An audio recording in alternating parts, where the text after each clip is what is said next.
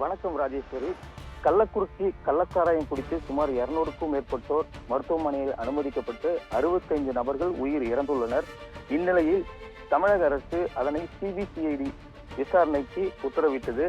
தொடர்ந்து சிபிசிஐடி போலீசார் விசாரணை மேற்கொண்டு 21 நபர்களை கைது செய்து சிறையில் அடைத்தனர்.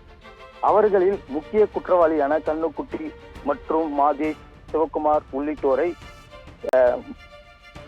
காவலில் எடுத்து விசாரிக்க நீதிமன்றத்தில் மனு தாக்கல் செய்தனர்.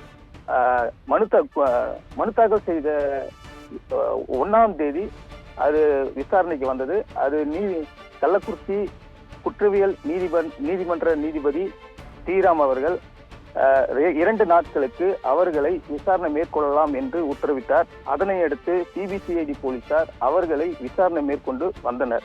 இந்நிலையில் மாதேஷ் என்பவர் முக்கிய குற்றவாளியாக கருதப்பட்டு மெத்தனால் எந்த அளவுக்கு அவர் மூலமாக சப்ளை செய்யப்பட்டுள்ளது என்று அவரிடம் விசாரணை மேற்கொண்டதில் பண்ருட்டி, கடலூர் மாவட்டம் பண்ருட்டி வீரபெருமாநல்லூரில் பழைய பெட்ரோல் பங்கில் 2000 லிட்டர் மெத்தனாலை பயன்படுத்தாத பெட்ரோல் பங்கை கீழே மறைத்து வைத்தது தெரிய வந்தது. இந்நிலையில் சிபிசிஐடி போலீசார் இரவோடு இரவாக அந்த பெட்ரோல் பங்கிற்கு சீல் வைத்தனர்.